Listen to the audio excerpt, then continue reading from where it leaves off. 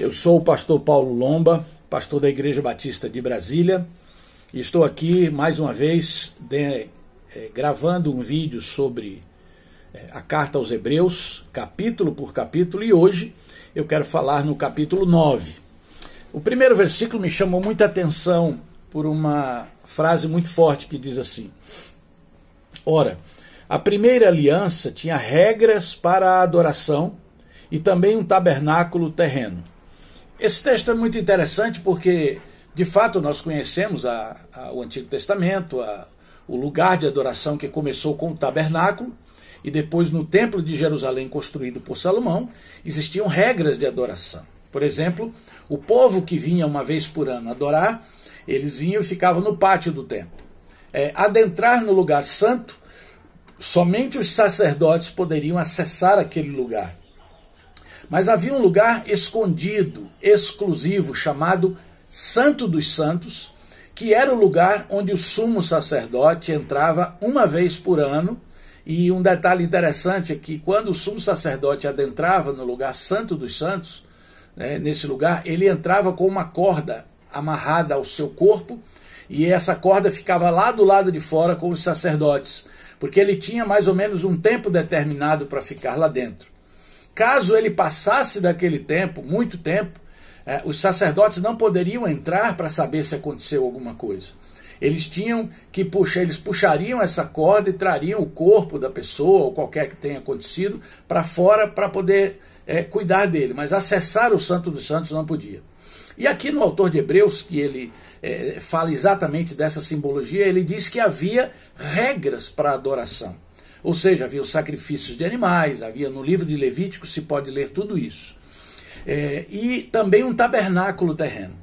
Isso nos remete para João, capítulo 4, no versículo 23 e 24. Diz assim, Jesus falando com a mulher samaritana.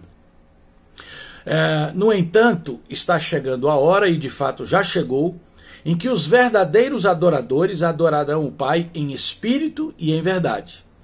São estes os adoradores que o Pai procura. Deus é espírito, e é necessário que os seus adoradores o adorem em espírito e em verdade.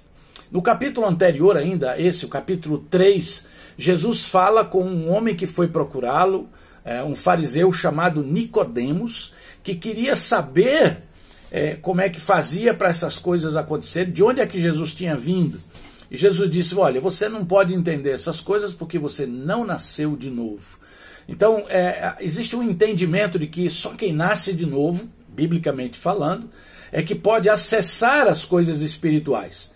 Porque os homens, antes desse novo nascimento, são carnais. Ou seja, eles têm, digamos, dois departamentos na sua vida. O corpo físico, a vida física, e a vida psíquica, ou a vida emocional, a alma dele. No novo nascimento, há uma restauração do espírito que estava morto por causa do pecado.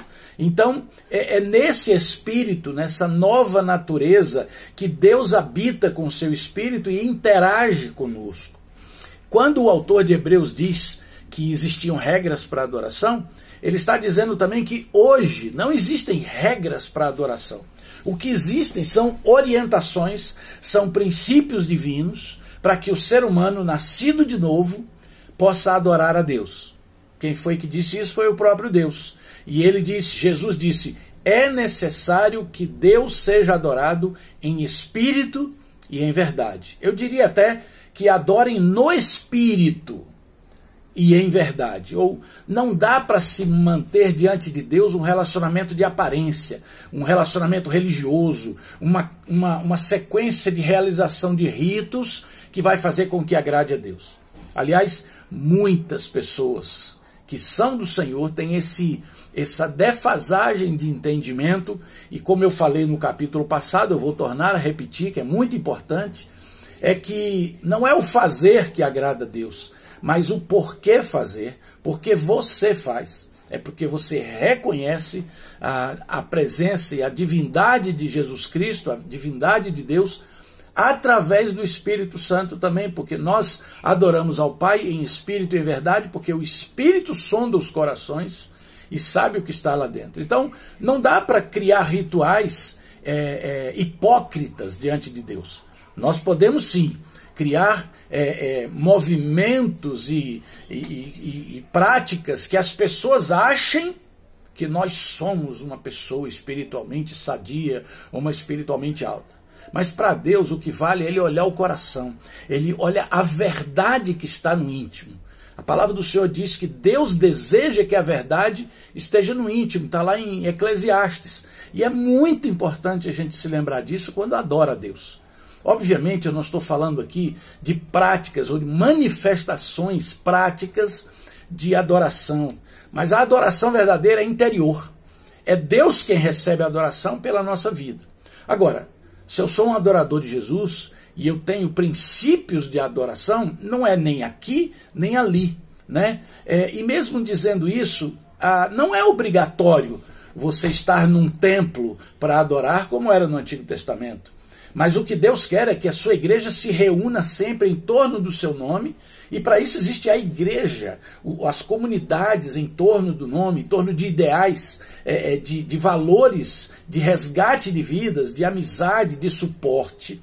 Por isso é importante frequentar uma comunidade, um grupo, para que também se junte na adoração daqueles que são santos e são separados em espírito e em verdade. Não dá para disfarçar, não dá para ser religioso diante de Deus. A gente até pode ser. Recentemente, está muito em alta o que aconteceu, né, o indiciamento da deputada Flor de Lis. E se dizendo uma crente, uma pastora, a aparência era aquilo, mas aquilo que estava no seu interior não agradava a Deus. Então ela teve, infelizmente, um triste destino, envolvendo filhos, envolvendo pessoas, inclusive uma neta. Isso é muito, muito difícil de falar. Mas eu quero dizer para você que qualquer um de nós está passível de acontecer coisas desse tipo, se nós não adoramos a Deus em espírito e em verdade. E o Espírito de Deus nos dá também, ele traz a nós exortações, palavras firmes para que nós voltemos para o caminho, voltemos para a adoração verdadeira, porque não dá para disfarçar, não dá para enganar Deus. Podemos enganar a nós mesmos, podemos enganar pessoas, mas não a Deus. Que fique aqui essa palavra para você hoje.